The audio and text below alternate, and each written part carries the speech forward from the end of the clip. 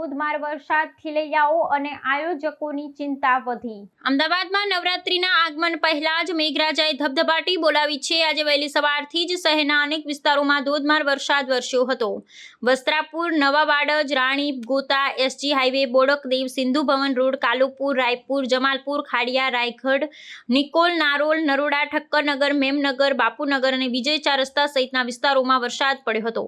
અચાનક આવેલા વરસાદને કારણે ગરબા આયોજકો અને ખેલૈયાઓમાં ચિંતાનો માહોલ છે। વરસાદને કારણે ખેલૈયાઓના રંગમાં ભંગ પડવાની ભીતિ સેવાઈ રહી છે। શહેરના મુખ્ય ગરબા સ્થળો પૈકીના એક એવા જીએમડીસી ગ્રાઉન્ડમાં પણ ઠેર ઠેર પાણી ભરાયા છે। ગ્રાઉન્ડના મુખ્ય પ્રવેશદ્વાર પાસે પણ પાણી ભરાવાને કારણે આયોજકોની ચિંતામાં વધારો થયો છે। સામાન્ય વરસાદમાં જ આખા શહેરમાં પાણી ભરાઈ જતા વાહન ચાલકોને ભારે મુશ્કેલીનો સામનો કરવો પડ્યો હતો। ઠેર ઠેર કાદવ કીચડનું સામ્રાજ્ય જોવા મળ્યું હતું, જેને કારણે વાહન ચલાવવું મુશ્કેલ બન્યું હતું। નાગરિકોમાં ફરી એકવાર મહાનગરપાલિકાના પ્રી મોન્સૂન કામગીરી સામે રોષ જોવા મળી રહ્યો છે।